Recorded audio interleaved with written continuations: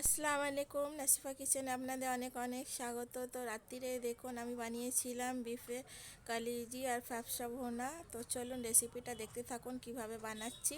তো প্রথমে আমি তেল গরম করে তেজপাতা গোটা গরম মশলা ফোড়ন দিয়ে দিয়েছিলাম আর কিছুটা পেঁয়াজ কেটে লাল করতে ছড়িয়ে দিয়েছিলাম। তো এদিকে দেখুন বয়েল করে আমি ভালো করে এই কলিজি আর ফ্যাপসাগুলো ভালো করে ধুয়ে নিয়েছিলাম। আমি সবসময় বয়েল করা জল দিয়েই কলিজি ফ্যাপসাটা ধুয়ে নিই, কারণ ওর আঁশটে যে স্মেলটা থাকে সেটা কেটে যায়।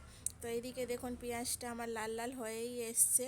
তো এবারে আমি ওই যে কলিজিটা রাখা ছিল সেটা দিয়ে দিলাম ওর মধ্যে, আর একটু ভালো করে 2-4 হাত ভালো করে পেঁয়াজের সঙ্গে একটু কষিয়ে নিলাম।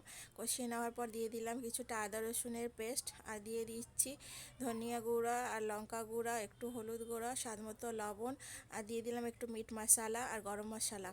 তো দেখুন এইভাবে আমি ভালো করে কষিয়ে নিচ্ছি, সেদ্ধ করে নিয়েছিলাম জল দিয়ে। তো দেখুন আমার হয়ে গেল কলিজা ভুনাটা। দিয়ে দিলাম ছিঁড়ে একটা কাঁচা লঙ্কা, একটু ধনিয়া পাতা কুচি। খেতে খুবই দুর্দান্ত হয়েছিল। ভিডিওটা ভালো লাগলে লাইক শেয়ার কমেন্ট অবশ্যই করবেন, আমার পাশে থাকবেন। আল্লাহ হাফিজ।